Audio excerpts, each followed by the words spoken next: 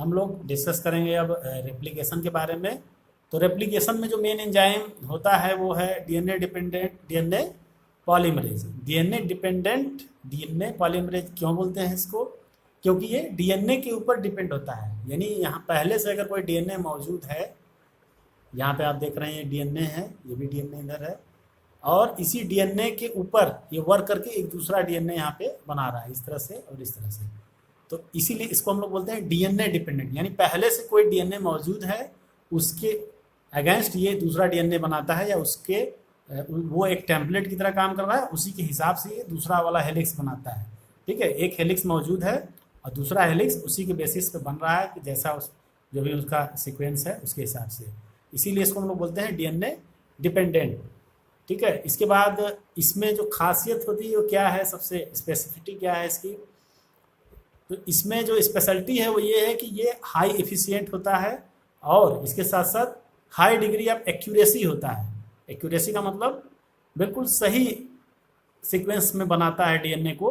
बहुत रेयर होता है या बहुत कम ऐसा होता है कि कोई गड़बड़ उसमें आकर के न्यूक्लियोटाइड जुड़े, जैसे कि आप यहाँ देख रहे हैं ये सीक्वेंस बन रहा है, तो इसमें बहुत ज़्यादा एक्यूरेसी होनी चाहिए।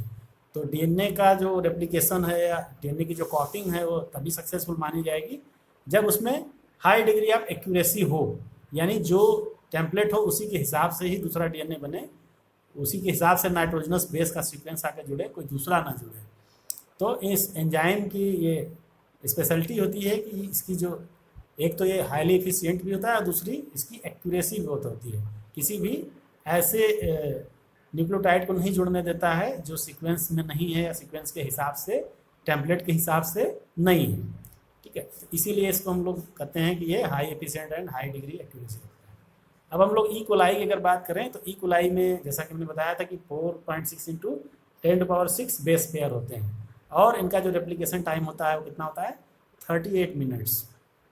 तो इसका मतलब रेट ऑफ पॉलीमराइजेशन कितना हुआ 2000 बेस पेयर पर सेकेंड, यानी एक सेकेंड में 2000 बेस पेयर अरेंज हो जाते हैं एक सीक्वेंस में। इसमें जैसे आप देख रहे हैं ये, तो इसमें बेस पेयर ही सीक्वेंसिंग होती है, न्यूक्लियोटाइड में बेस पेयर होंगे, तो 2000 बेस पेयर एक सेकेंड में अलाइन हो जाते हैं, अलाइनमेंट उनका हो जाता है, एक लाइन में आ जाते हैं, जुड़ जाते हैं। ठीक है, इसके बाद हम लोग बात करेंगे एक इसमें सब्सटेंस होता है डीऑक्सी राइबोन्यूक्लियोसाइड ट्रायोफॉस्फेटेज।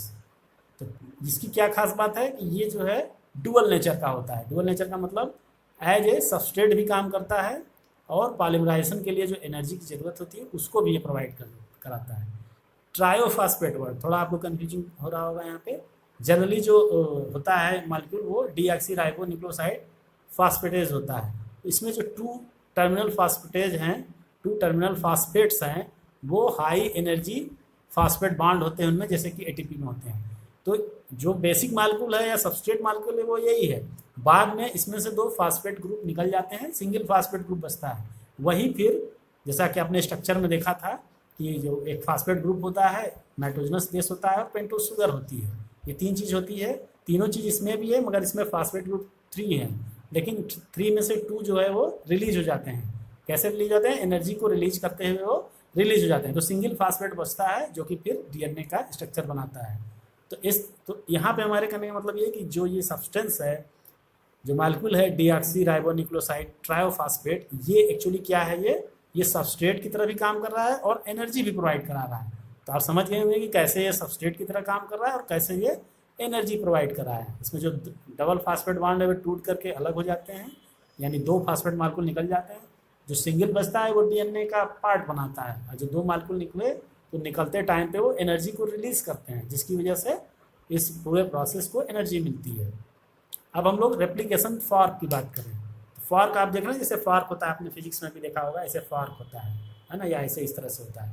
तो ये जब डीएनए का रेप्लिकेशन होता है तो एक फॉर्क लाइक स्ट्रक्चर बनता है, या घर में आप लोग फॉर्क यूज करते होंगे कुछ खाने के लिए। तो इसका जो मॉडल है, जब वो रेप्लिकेशन स्टार्ट होता है तो डीएनए जो है ओपन होता है, इस तरह से डीएनए की हेलिक्स ओपन होती है। जब ओपन होती है तो एक फॉर्क लाइक स्ट्रक्चर फॉर्मेशन होता है, तो इसी को हम लोग बोलते हैं रेप्लिकेशन फॉर्क। इसके बाद जो ये होता क्या है, रेप्लिकेशन आकर with in A small opening of DNA. DNA में बहुत सारे पॉइंट होते हैं जैसे कि अगर आप ई कोलाई बैक्टीरिया को लें, प्रोकैरियोट को लें, तो उसमें एक डिफिनिट साइट होती है जहाँ पे कि डीएनए हेलिक्स ओपन होती है। ठीक है, इसी को हम लोग बोलते हैं ओरिजिन ऑफ रेप्लिकेशन।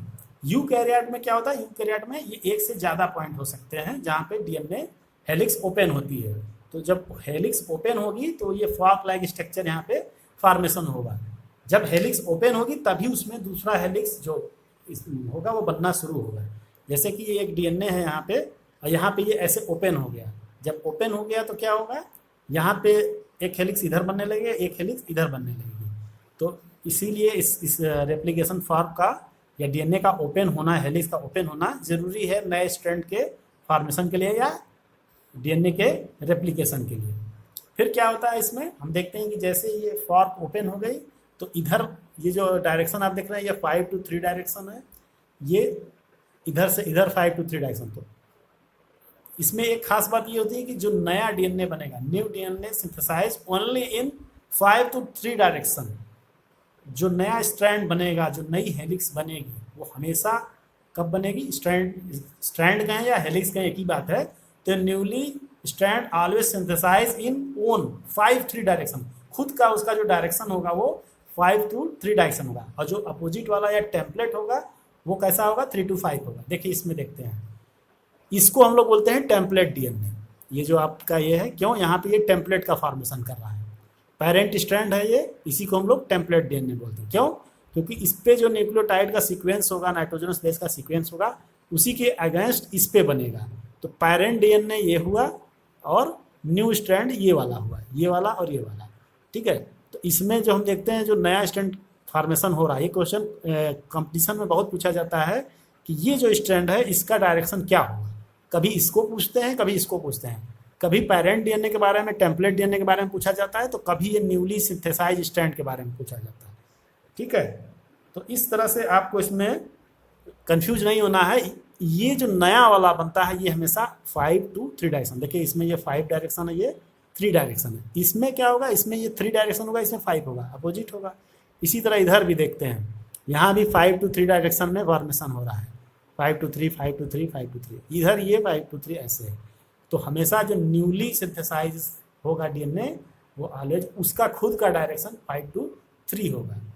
ठीक है, तो इस तरह से आप लोगों ने समझ लिया होगा। अच्छा, कभी भी इसके अपोजिट नहीं हो सकता है, 3 to 5 डायरेक्शन में डीएनए का सिंथेसिस नहीं हो सकता है। तो जो मेन स्ट्रैंड होता है इसको हम लोग क्या बोलते हैं, टेम्पलेट स्ट्रैंड। और दूसरी चीज़ हम क्या देख रहे हैं, ये जो स्ट्रैंड होता है जो इस तरह से सिंथेसिस होती है, इसको हम लोग बोलते हैं लीडिंग स्ट्रैंड, क्योंकि ये कंटिन्यूअस होता है। इधर हेलिक्स खुलता जाता है, ये धीरे धीरे धीरे धीरे आगे को बढ़ता रहता है। अब इस तरफ अगर हम देखें तो इस तरफ क्या है, डीएनए हेलिक्स एक बार में पूरा तो खुला नहीं होता है, तो जितना खुला होता है उतना डीएनए की सिंथेसिस होती है। फिर थोड़ा और होता है तो फिर होती है, फिर होती है, यानी ये कई पार्ट में हो जाता है, फ्रेगमेंट्स में होता है। क्यों, क्योंकि इधर ये इसको स्पेस नहीं है, तो जितना ओपन होगा उतना ही बन पाएगा। ऐसा क्यों है, क्यों नहीं ऐसे बन गया, वो इसलिए जैसे हमने बताया कि ये 5 to 3 डायरेक्शन बनेगा। जब 5 to 3 डायरेक्शन में बनना है तो मजबूरी है कि यहीं से इधर को बनेगा, क्योंकि ये जो ऑलरेडी 5 to 3 डायरेक्शन इस तरफ को है, 5 to 3 डायरेक्शन ऐसे है, तो दूसरा वाला 5 to ऐसे बनेगा। जब ऐसे बनेगा तो थोड़े थोड़े करके बनेगा, पार्ट्स में बनेगा। और पार्ट्स में बनने के बाद में ये डीएनए लाइगेज एंजाइम के थ्रू ज्वाइंट हो जाता है। ऐसा नहीं कि वो अपने पार्ट नहीं रहेगा, वो बाद में लाइगेज यहाँ पे यूज आएगा, इसको ज्वाइंट कर देता है। ठीक है, तो हम पूरी प्रोसेस को समझते हैं फिर से आगे इसको कैसे होता है। दूसरी चीज़ यहाँ पे ये जो रेप्लिकेशन हो रहा है 5 to 3 डायरेक्शन में, ये किस टाइप का है, ये कॉन्टिन्यूअस है, यहाँ पे कोई फ्रेगमेंट नहीं है ना, स्टॉप नहीं हो रहा है। ये जो है ये डिसकॉन्टिन्यूअस टाइप है, क्योंकि पार्ट्स में हो रहा है, फ्रेगमेंट्स में हो रहा है, तो इसको हम लोग बोलेंगे डिसकॉन्टिन्यूअस रेप्लिकेशन, इसको बोलेंगे कॉन्टिन्यूअस रेप्लिकेशन। तो आप लोग फॉर्क समझ गए, डीएनए कैसे होता है, सबस्ट्रेट समझ गए और एंजाइम के बारे में समझ गए। नेक्स्ट डायग्राम में हम इसका और डिटेल बताते हैं। एक बार हम लोग फिर से समझते हैं कि कैसे डीएनए की सिंथेसिस होती है, रेप्लिकेशन होता है। तो इसमें हम देख रहे हैं कि ये स्ट्रैंड है, स्ट्रैंड में सबसे पहले क्या होगा, सबसे पहले हेलिकेज एंजाइम की वजह से ये स्ट्रैंड ओपन हो जाएगा। स्ट्रैंड ओपन होने के बाद फिर यहाँ पे आप ये देख रहे हैं, ये जो स्ट्रैंड होता है ये टेम्पलेट स्ट्रैंड है, जैसा कि हमने ऊपर देखा था, ये दोनों टेम्पलेट स्ट्रैंड है और ये न्यूली सिंथेसाइज स्ट्रैंड है। ठीक है, तो ये दोनों न्यूक्लियस सिंथेसाइज ऑरेंज कलर से जो आप देख रहे हैं। और इसमें सबसे पहले क्या होता है कि डीएनए हेलिकेज इस हेलिक्स को अनवाइंड कर देता है, ओपन कर देता है। इसके बाद ये आप यहाँ पे देख रहे हैं, ये डीएनए प्राइमेज या आरएनए पॉलीमरेज होता है। ये भी एक एंजाइम है जो क्या करता है, एक आरएनए प्राइमर बनाता है। यहाँ पे आरएनए प्राइमर इस जगह पे बनेगा, इस डायरेक्शन बनेगा, और इस वाले स्टैंड में यहाँ पे बनेगा। क्योंकि जो ये फॉर्मेशन होगा ये कौन से एंड पर होगा, ये 3' एंड पर होगा। यानी जब यहाँ पे डीएनए बनेगा तो ये कौन सा एंड हो जाएगा, 5' एंड। यानी जहाँ से न्यू स्ट्रैंड सिंथेसिस होना है वहाँ पे सबसे पहले आरएनए प्राइमर बनेगा। ठीक है, तो आरएनए प्राइमर किसकी वजह से बनेगा, आरएनए प्राइमर को कौन बनाएगा, डीएनए प्राइमेज या आरएनए पॉलीमरेज। तो आरएनए पॉलीमरेज एंजाइम इस जगह पे और इस जगह दोनों स्थान, दोनों प्लेस पे आरएनए प्राइमर बनाएगा। आरएनए प्राइमर मतलब आरएनए का small segment of RNA is called RNA primer. Primer का मतलब जो पहले बने, फर्स्ट जो बने। तो ये जैसे कि हम लोग वॉल पेंटिंग करते हैं, कुछ करते हैं तो पहले प्राइमर करते हैं और उसके बाद फिर मेन कलर को करते हैं। तो यहाँ पे एक प्राइमरी चीज जो सबसे पहले बनेगी। तो आरएनए प्राइमर इस एंड पर भी बनेगा, इस एंड पर भी बनेगा। आरएनए प्राइमर को बनाने वाला कौन है, आरएनए पॉलीमरेज, या इसको डीएनए प्राइमेज भी कहते हैं। डीएनए प्राइमेज क्यों बोलते हैं, क्योंकि इसके बाद जस्ट डीएनए का हेलिक्स या स्ट्रैंड बनना शुरू हो जाएगा।